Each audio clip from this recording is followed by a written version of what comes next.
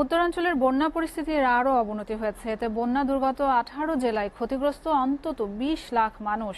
এসব এলাকায় চলছে ত্রাণের চরম সংকট। তবে আগামী 3 দিনে উত্তর পূর্বাঞ্চলের বন্যা পরিস্থিতির উন্নতি হতে পারে বলে জানিয়েছে বন্যা পূর্বাভাস ও সতর্কীকরণ কেন্দ্র।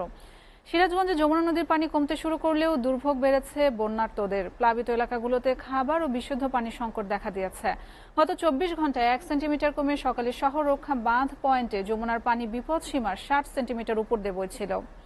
কুড়িগ্রামে বন্যা পরিস্থিতি অপরিবর্তিত রয়েছে। বিপদ সীমার উপরে থাকা ব্রহ্মপুত্র, ধরলা, দুধকুমারের পানি সামান্য কমলেও এখনও বিপদ সীমার অনেক উপরে থাকায় দুর্ভোগ কমেনি বানভাসী মানুষের।